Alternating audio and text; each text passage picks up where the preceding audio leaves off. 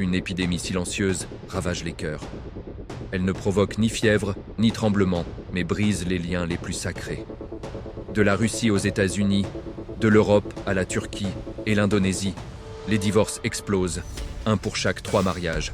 Les jeunes fuient le mariage, et même les unions solides s'effondrent. Dans un hadith authentique, le prophète révèle que Shaitan exulte le plus quand il sépare un époux de son épouse. Y a-t-il un remède islamique à cette catastrophe mondiale? Cette série dévoile des solutions qui peuvent transformer votre vie. Que vous soyez marié ou célibataire, regardez-la. Le paradis ou l'enfer commence au foyer. Bienvenue sur la chaîne Nour Al-Iman. Si ces vérités doivent toucher plus d'âmes, likez cette vidéo, abonnez-vous et partagez vos expériences de couple en commentaire. Aidons nos frères et sœurs qui souffrent en silence. Prêts? Allons-y. Chapitre 1. Une épidémie silencieuse qui dévore les foyers. Frères et sœurs, imaginez un virus invisible qui ne touche pas le corps, mais qui arrache les cœurs, brise les familles et détruit des générations entières. Cette épidémie silencieuse s'appelle le divorce, et elle se propage à une vitesse terrifiante à travers le monde entier. Regardons les chiffres. Ils sont glaçants. En Chine, plus de 3,5 millions de divorces par an. Aux États-Unis, près d'1 million.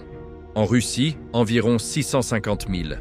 En Indonésie, pays musulman le plus peuplé du monde, près de 400 000. En Égypte, 250 000. En Turquie, près de 200 000. Même en Arabie Saoudite, après des changements législatifs, le nombre a bondi à 70 000 par an. Partout, le ratio est effroyable, un divorce pour chaque 3 mariages.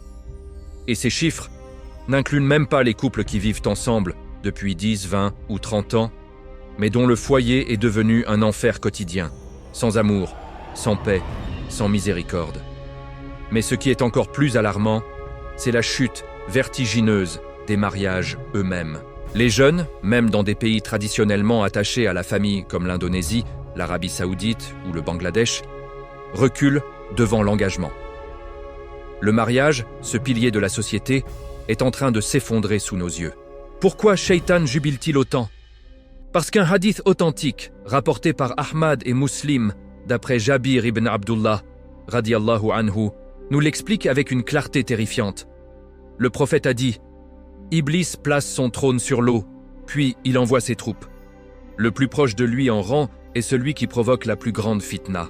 L'un vient et dit « J'ai fait ceci et cela ». Iblis répond « Tu n'as rien fait ».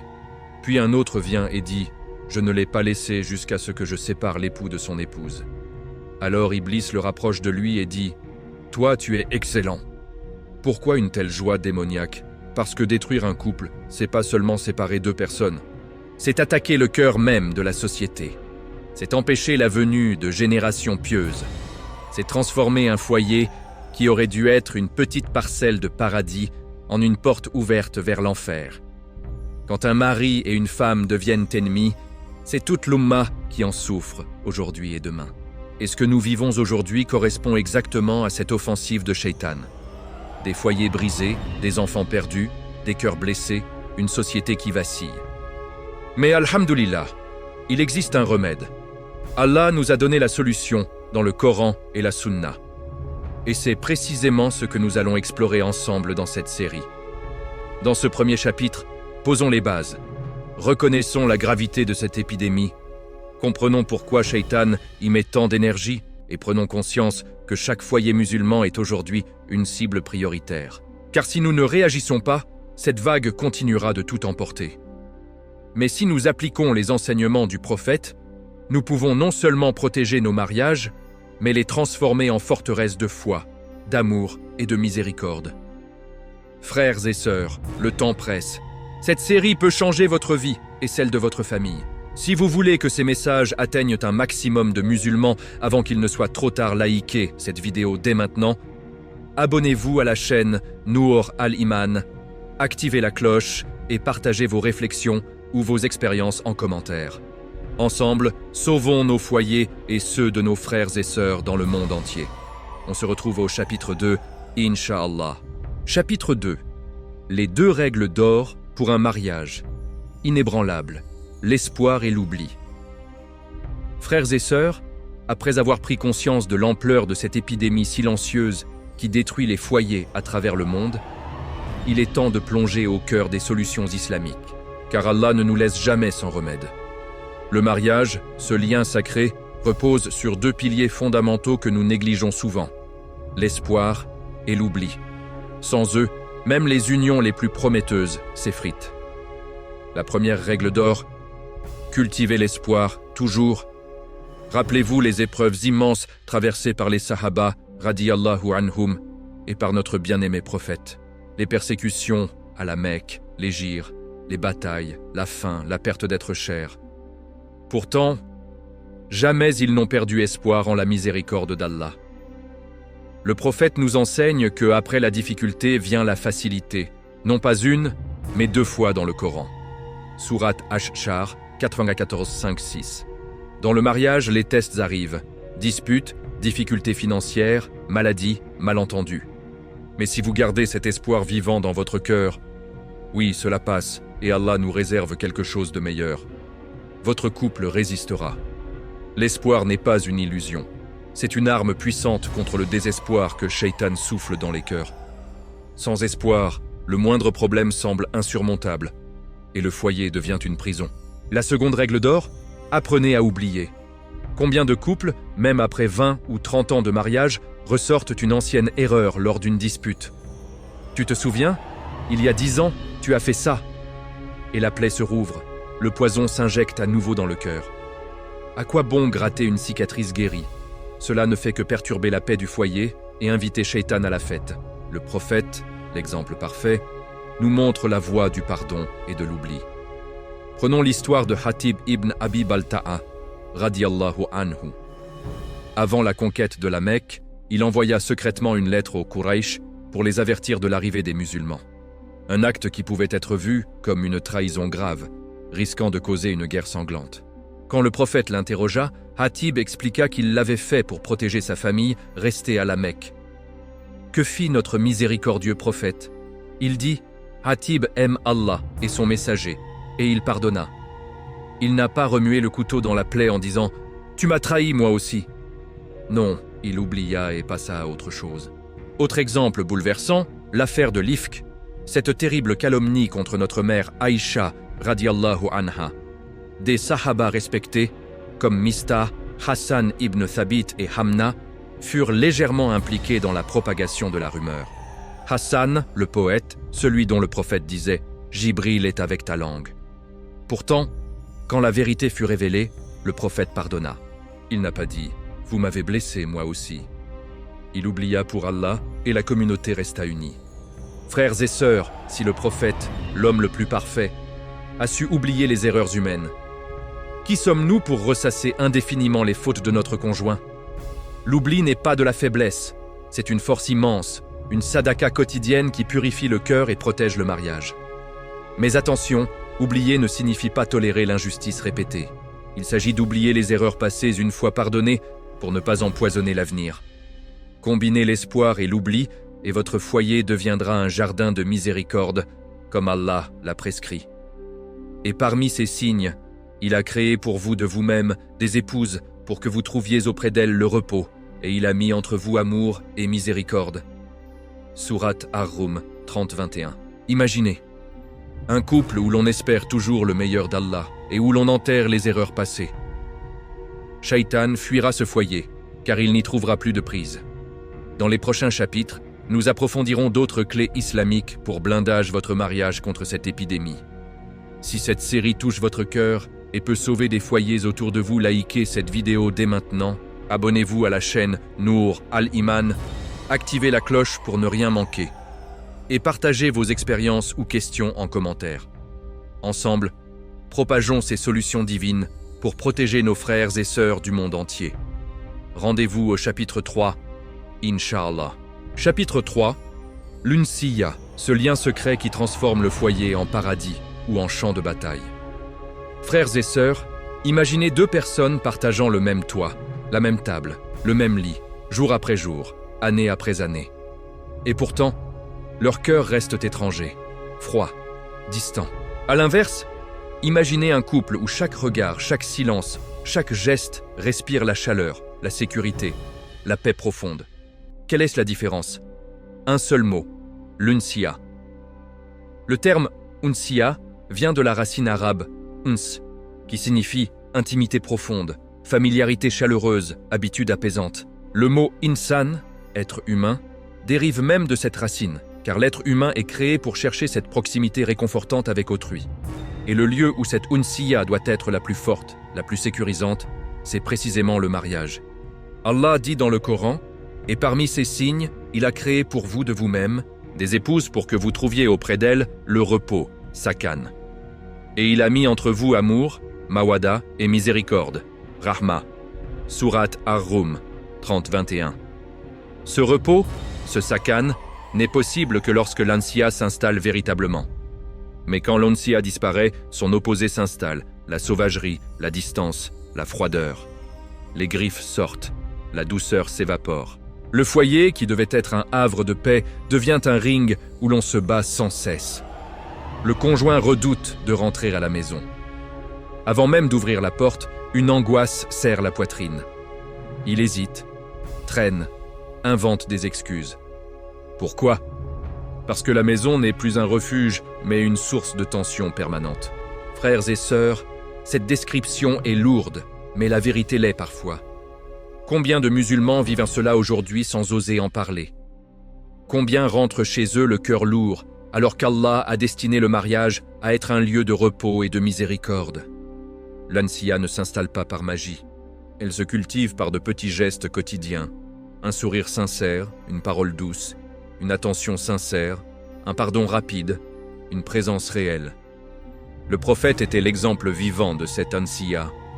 Avec ses épouses, il jouait, riait, aidait aux tâches ménagères, écoutait avec patience.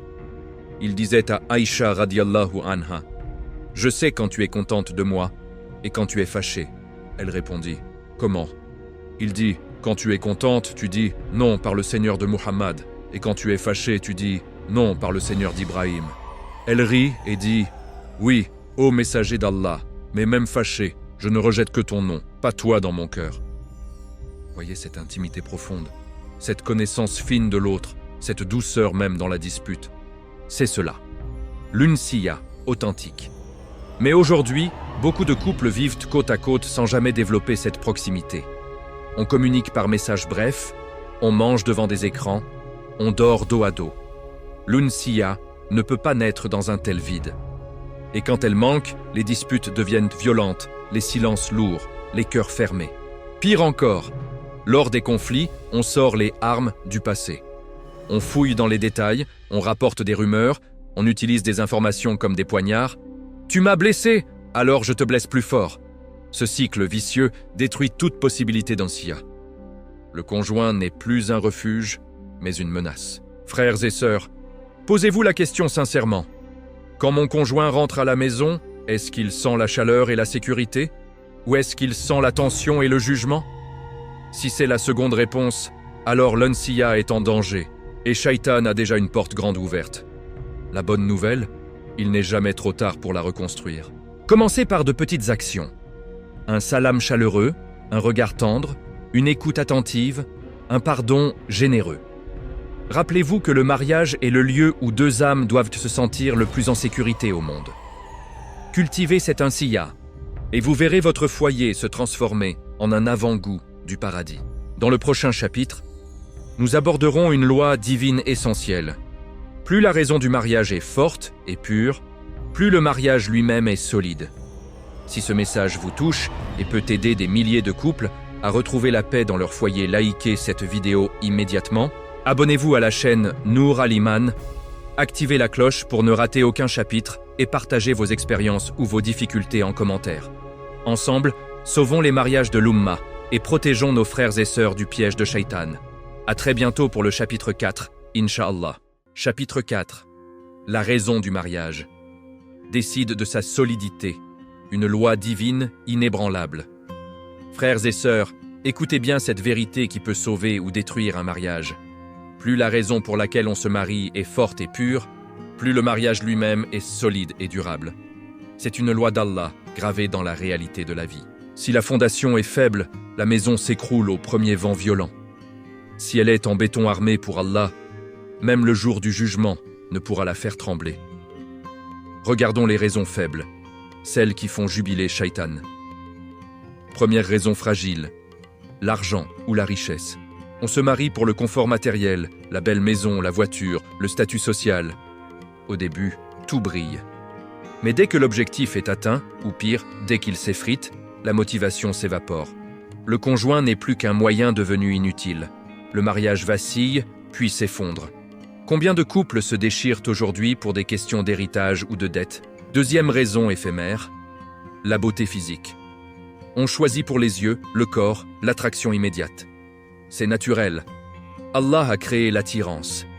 Mais si c'est la raison principale, écoutez bien.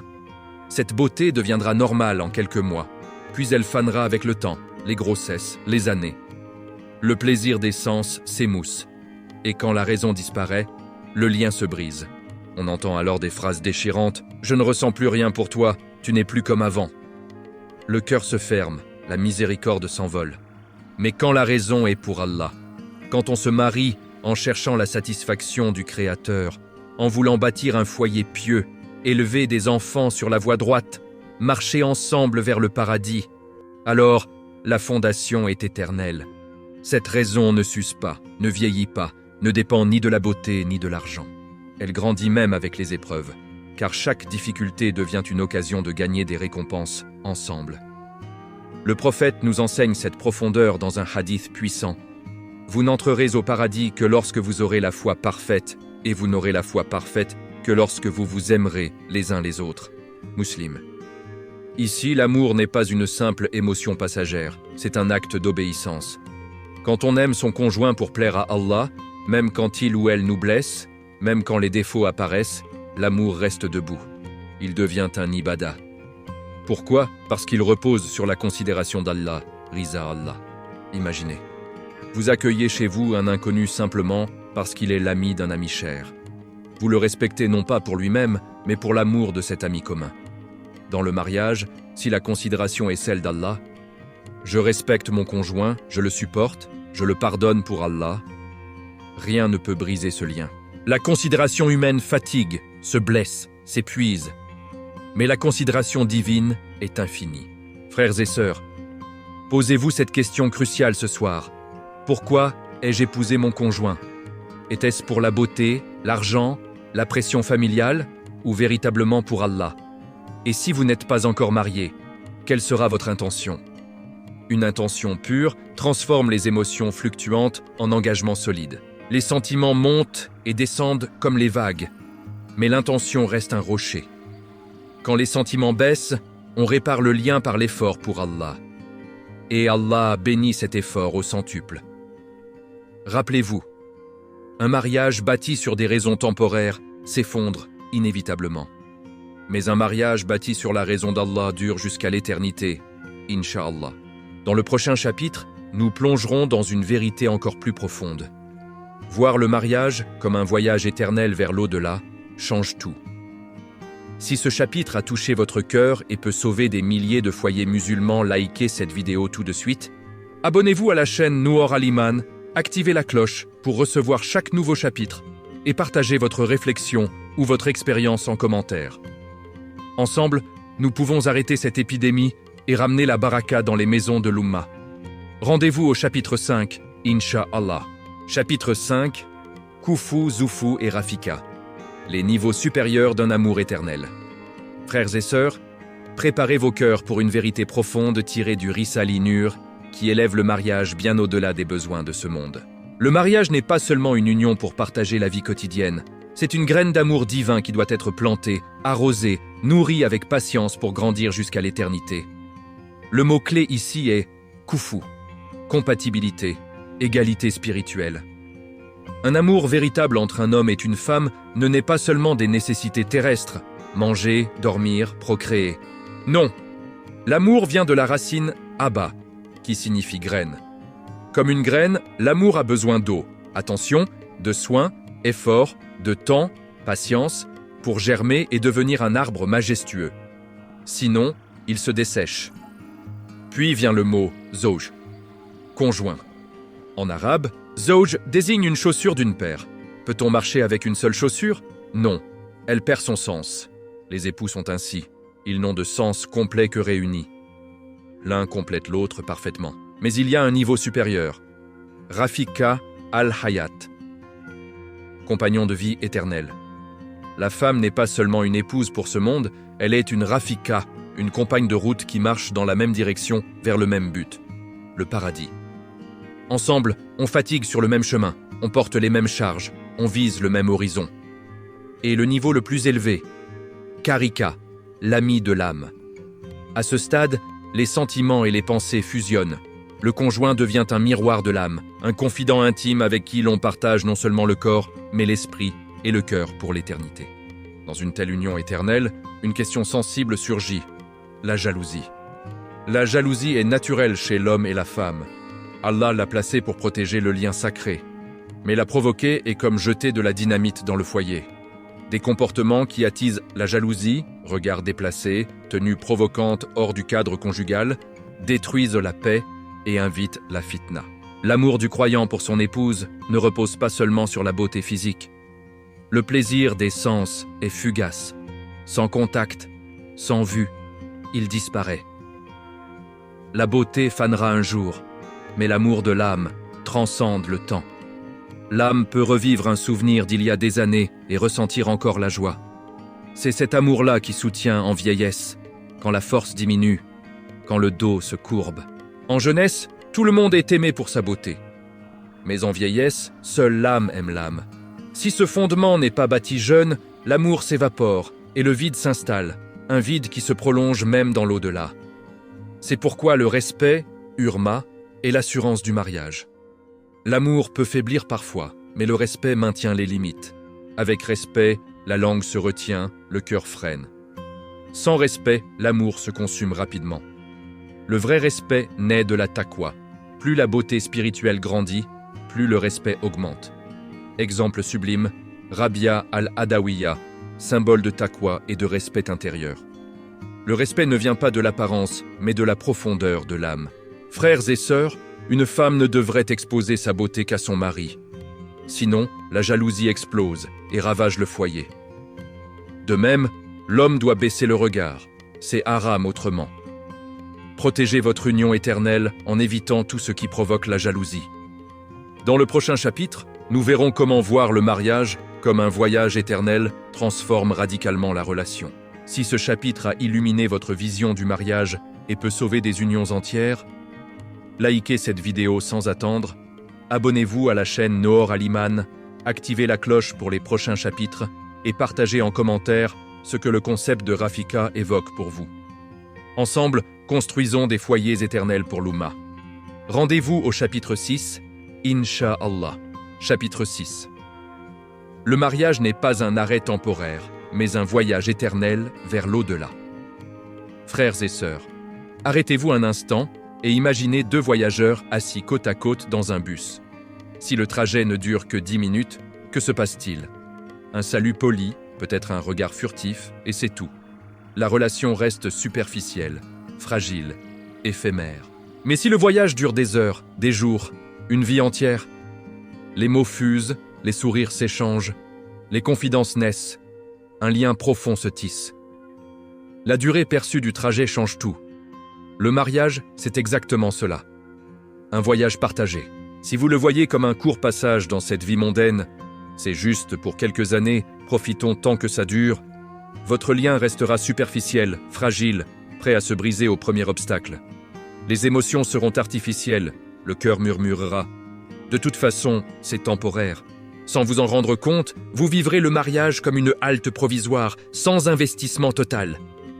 Mais si vous percevez ce voyage comme éternel, allant jusqu'à l'au-delà, jusqu'au paradis Inch'Allah, tout change radicalement.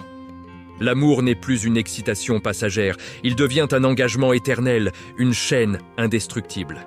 Les épreuves ne sont plus des fardeaux, mais des étapes qui vous rapprochent du but ultime. Marchez côte à côte devant Allah, purifié, récompensé.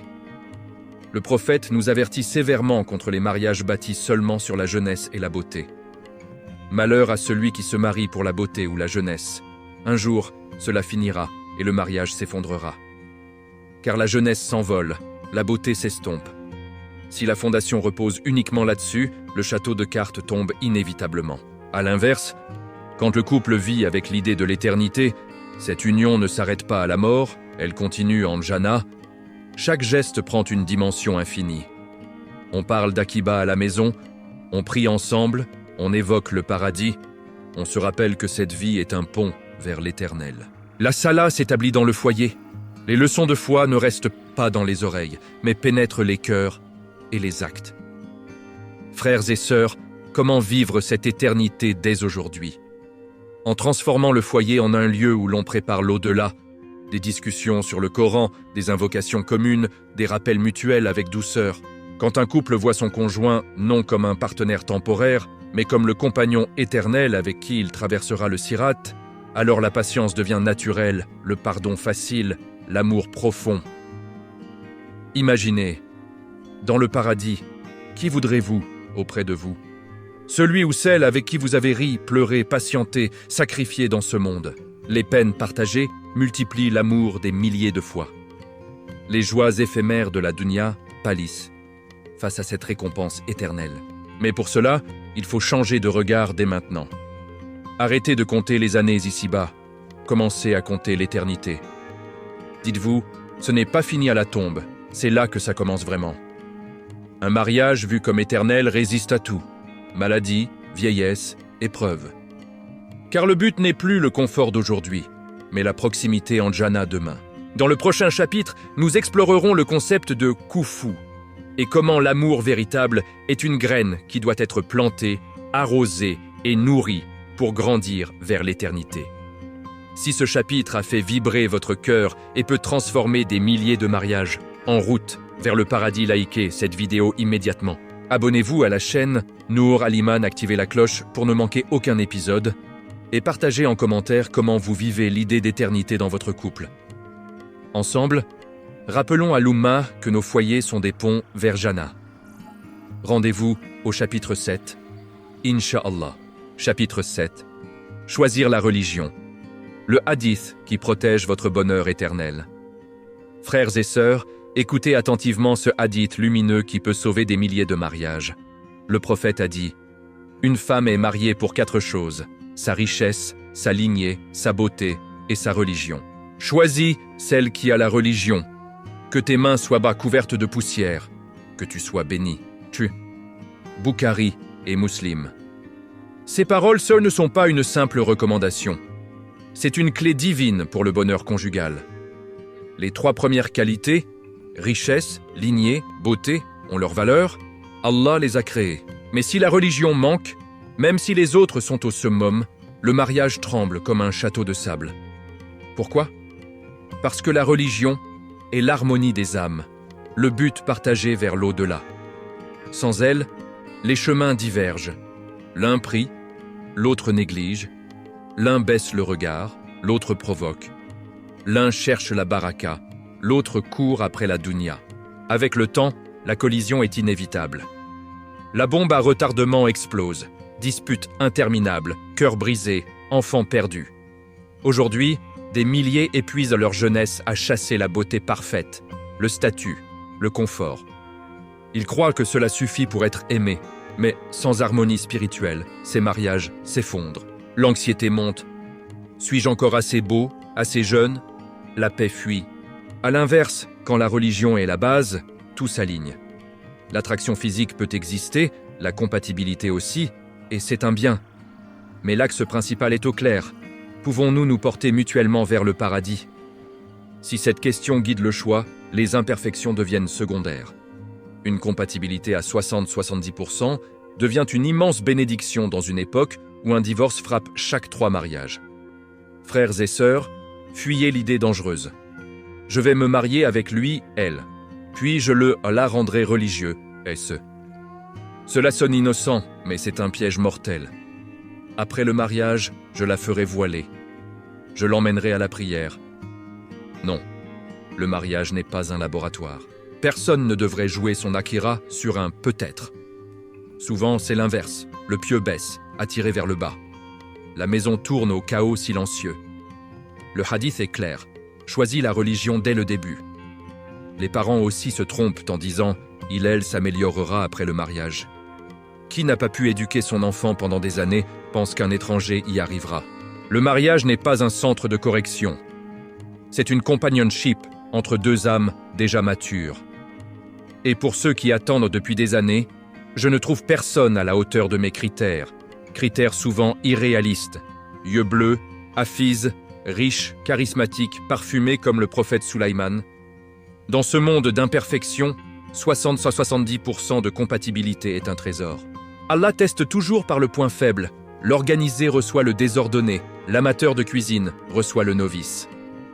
Le mariage n'est pas seulement confort, c'est ibada. Sans la considération d'Allah, cette route est-elle supportable? Posez-vous la question. Dans le prochain chapitre, nous aborderons les pièges des mariages fastueux et comment la simplicité de Fatima, radiyallahu anha, reste le modèle éternel. Si ce chapitre a éclairé votre chemin vers un mariage béni et peut guider des milliers de jeunes musulmans, likez cette vidéo dès maintenant. Abonnez-vous à la chaîne Nour Al-Iman, activez la cloche pour ne rien manquer et partagez en commentaire vos réflexions sur le choix du conjoint pieux. Ensemble, protégeons l'avenir de l'Umma. Rendez-vous au chapitre 8, Inch'Allah. Chapitre 8, le mariage de Fatima, la simplicité qui fait envieur les anges. Frères et sœurs, imaginez les rues de Médine en ébullition. Les gens se passent la nouvelle avec émerveillement. Nous n'avons jamais vu un mariage plus beau que celui de Fatima. Pas de palais somptueux, pas de robes scintillantes, pas de festins interminables. Juste une nikah pure, sincère, faite pour Allah seul. Et pourtant, ce mariage-là reste le modèle éternel, celui qui fait envier même les anges. Aujourd'hui, hélas, beaucoup transforment la nikah en spectacle. La question fatale trône au centre. Qu'est-ce que les gens vont dire? Ce petit phrase, innocente en apparence, est un idole caché qui détourne le mariage de sa direction divine dès le premier jour. On compare. Un tel a fait une salle luxueuse, une voiture décorée, un buffet à n'en plus finir. Moi aussi je veux ça. Ce n'est plus un choix, c'est une obligation imposée par la société, les coutumes familiales, les réseaux sociaux. Résultat? Les dettes s'accumulent avant même que l'encre de la nikah ne sèche. On contracte des prêts, on frôle le riba, on charge les épaules d'un poids écrasant, et on espère marcher paisiblement vers le bonheur? Impossible. Comment savourer une tasse de thé tranquille quand l'esprit est tenté par « comment vais-je rembourser ?» La baraka fuit là où règne l'ostentation et la dette. La paix s'évapore, les disputes commencent dès les premiers jours. Pourtant, le mariage de Fatima, radiyallahu anha, avec Ali, radiyallahu anhu, nous enseigne l'exact opposé. Pas de show, pas de riva, ostentation. Une dot simple, une armure vendue pour acheter le strict nécessaire, un matelas, un oreiller rembourré de fibres, quelques ustensiles. Le prophète a béni cette union avec ses propres mains. Et les Médinois disaient « le plus beau mariage que nous ayons vu ». Pourquoi? Parce que la beauté était dans l'ikhlas, dans l'intention pure pour Allah, pas dans les lumières ou les regards des gens. La nikah n'est pas un contrat ordinaire. Elle est signée sur terre, mais enregistrée au trône divin. Elle concerne même les anges. Quand on la noie dans le bruit, les photos, les dépenses folles, on perd son essence. On annonce au monde avant d'annoncer à Allah. Et cette phrase destructrice, c'est juste pour un jour, ça ne se reproduit pas. Erreur fatale. Ce jour-là marque la direction de toute une vie. Parfois, un seul jour peut tout changer. Pire, certains négligentent même la salah ce jour-là, comme s'il y avait une dispense spéciale pour le mariage. Mais la salah est le pilier après l'iman. Si la salah manque le jour le plus important, autour de quel centre tournera ce mariage? Autre piège moderne, l'imitation aveugle. Séries, films, réseaux sociaux. On copie la vie des autres sans réfléchir. On oublie ses propres valeurs, son identité. On veut être comme eux, et le mariage perd son âme. Frères et sœurs, un mariage béni ne se mesure pas aux applaudissements des invités, mais à la présence de la baraka d'Allah. Revenons à la simplicité de Fatima. Ikhlas, mesure, intention pure. Là réside la vraie beauté, celle qui dure jusqu'au paradis. Dans le prochain chapitre, nous parlerons des enfants, de la lignée et de cette vérité dure. Même vos enfants ne vous appartiennent pas, ils sont un dépôt sacré. Si ce chapitre vous a rappelé la sunna oubliée et peut sauver des milliers de mariages du piège de l'ostentation, likez cette vidéo tout de suite, abonnez-vous à la chaîne Noor Al-Iman, activez la cloche pour les prochains chapitres et partagez en commentaire si vous avez vécu ou évité le piège du « qu'est-ce que les gens vont dire ?» Ensemble, ramenons la baraka dans les nikas de l'Umma. Rendez-vous au chapitre 9, Inch'Allah. Chapitre 9, vos enfants et votre conjoint. Ne vous appartiennent pas, ils sont un dépôt sacré, amana. Frères et sœurs, voici une vérité qui secoue les cœurs et transforme les foyers. Votre conjoint n'est pas votre propriété. Vos enfants ne vous appartiennent pas davantage. Ils sont un dépôt, amana, confié par Allah, le seul propriétaire de tout. Quand cette conscience s'efface, la baraka fuit la maison, les disputes grossissent et la paix s'évapore. Combien de parents veulent mouler leurs enfants selon leurs rêves inachevés? Mon fils sera médecin, ma fille ingénieure. L'enfant devient un projet personnel, un moyen de combler nos manques. Mais l'enfant est d'abord un serviteur d'Allah. Votre devoir n'est pas de réaliser vos désirs à travers lui, mais de l'éduquer selon ce qu'Allah ordonne. Foi solide, bon caractère, adoration sincère. Quand on traite l'amana comme une possession, la rudesse s'installe. On crie, on insulte, on brise les cœurs parce qu'on pense « c'est à moi, je fais ce que je veux ». Mais celui qui sait que c'est un dépôt précieux marche sur la pointe des pieds, douceur, patience, respect. Car il sait qu'il rendra des comptes non seulement à l'enfant ou au conjoint, mais au propriétaire divin. Regardez les foyers sans cette conscience. Voix qui montent, petits problèmes qui deviennent montagnes, cœurs qui durcissent. Pourquoi? Parce qu'Allah n'est plus au centre. La baraka ne supporte pas le mépris de l'amana. Elle fuit quand on traite durement ce qui ne nous appartient pas. À l'inverse, un foyer où l'on vit avec l'amana awareness respire la miséricorde. Le mari voit son épouse comme un dépôt. Il la protège, la respecte, la soutient. La femme voit son mari comme un dépôt. Elle l'honore, le soulage, le conseille avec douceur. Les parents voient les enfants comme des serviteurs d'Allah avant d'être leurs enfants. Ils les guident vers lui, non vers leurs ambitions. La baraka défie les calculs humains. Une maison modeste, mais imprégnée de cette conscience, déborde de paix. Une grande maison pleine d'argent, mais sans respect pour l'amana, reste vide et affamée. Un homme peut avoir des sacs pleins d'or et vivre affamé dans son propre foyer, affamé d'âme. Car la nourriture de l'âme n'est pas l'argent, c'est l'iman, la gratitude, l'équilibre. Un mari heureux est celui qui regarde la piété de son épouse et grandit avec elle. Une femme heureuse est celle qui voit la piété de son mari et s'élève à ses côtés. Ils ne se contrôlent pas, ne se rabaissent pas, ne se concurrencent pas. Ils s'élèvent mutuellement vers le même but, l'agrément d'Allah. Le mariage n'est pas un projet de confort, c'est un champ d'ibada. L'ibada demande effort, sueur, patience, mais elle apporte la paix véritable. Celui qui lit les difficultés comme « qu'est-ce que j'apprends ?» mûrit. Celui qui lit « pourquoi moi ?» s'épuise. Frères et sœurs, ramenez cette conscience d'amana dans votre foyer dès ce soir. Traitez votre conjoint et vos enfants comme des trésors confiés par Allah. Vous verrez la baraka revenir, les cœurs s'adoucir, les disputes diminuer. Dans le prochain chapitre, le dernier de cette série, nous réunirons toutes les clés et poserons la question finale. Votre mariage est-il centré sur Allah ou sur la dunya? Si ce chapitre a touché votre âme et peut ramener la baraka dans des milliers de foyers musulmans, likez cette vidéo immédiatement, abonnez-vous à la chaîne Noor Al-Iman. Activez la cloche pour ne rien manquer à l'avenir et partagez en commentaire comment vous vivez la conscience d'amana dans votre famille. Ensemble, protégeons les dépôts qu'Allah nous a confiés. Rendez-vous au chapitre 10, Inch'Allah. Chapitre 10, le centre de votre mariage. Allah ou la dunya. La question qui décide de votre éternité. Frères et sœurs, nous voici au terme de cette série bouleversante. Rassemblons toutes les pièces du puzzle. L'épidémie silencieuse des divorces, l'espoir et l'oubli comme règle d'or. L'insiya qui transforme le foyer en paradis. La raison pure pour Allah qui rend le mariage inébranlable. Le voyage éternel vers l'Aqiba. Les niveaux sublimes de Khufu, Zaouj et Rafika. Le choix de la religion comme assurance du bonheur. La simplicité exemplaire de Fatima. Et enfin, la conscience que conjoint et enfant sont un dépôt sacré.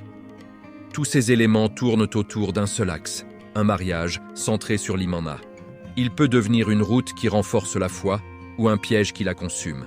Votre conjoint peut être votre jannah ou votre jahannam, non pas tant par qui il est, mais par ce que vous placez au centre. Si vous lisez le mariage comme un projet temporaire de cette dunya, confort, plaisir, apparence, le fardeau devient écrasant. Les épreuves pèsent, la patience s'épuise, le pardon semble impossible. Mais si vous le vivez comme un voyage éternel vers l'akiba, le même fardeau se transforme en ibada légère, récompensé au centuple. Rappelez-vous les chiffres terrifiants du début. Un divorce pour chaque 3 mariages. Ces statistiques ne sont pas anodines. Elles sont le fruit d'intentions erronées, de centres déplacés, d'attentes mondaines, de fondations bâties sur la beauté, l'argent ou l'ostentation. Le mariage n'est pas un terrain pour être toujours droit, mais pour vivre pour Allah. Celui qui cherche toujours à avoir raison perd souvent la paix. Le conjoint, les enfants. Celui qui pardonne, patiente, sacrifie pour Allah gagne sans le savoir. Amour durable, respect profond, baraka infini. Frères et sœurs, posez-vous cette question finale ce soir, en toute sincérité. Qu'ai-je bâti mon mariage sur Allah et l'akhiba, ou sur la dunya et ses illusions? Cette route mène-t-elle seulement jusqu'à la tombe, ou s'étend-elle jusqu'au paradis éternel? Si Allah est au centre, l'amour fatigue, mais ne meurt pas, le respect protège, l'espoir vit jusqu'au dernier souffle, la patience devient ibada, le pardon purifie. Les épreuves ne brisent pas, elles élèvent. Le Coran nous promet des époux purifiés en Jannah, sourate Al-Baqarah. Ces purifications passent par les larmes, les silences, les sacrifices de ce monde, à condition que l'intention soit pour Allah. Votre mariage est le miroir de votre iman. Recentrez-le sur Allah dès aujourd'hui, et vous verrez Shaitan fuir, la miséricorde entrer, la baraka déborder. Merci d'avoir suivi cette série jusqu'au bout. Qu'Allah protège vos foyers, les remplisse de rahma et mawada, et nous réunisse tous en Jannah, avec nos compagnons éternels. Si cette série a transformé votre vision du mariage et peut sauver des milliers de foyers musulmans de l'effondrement laïqué, cette vidéo, dès maintenant, abonnez-vous à la chaîne Nour Al-Iman, activez la cloche pour ne manquer aucune future série et partagez massivement autour de vous. Laissez en commentaire ce que cette série a changé dans votre vie. Ensemble, nous pouvons arrêter cette épidémie et ramener la lumière dans les maisons de l'Umma. Qu'Allah vous bénisse abondamment. À très bientôt pour de nouveaux contenus, Inch'Allah.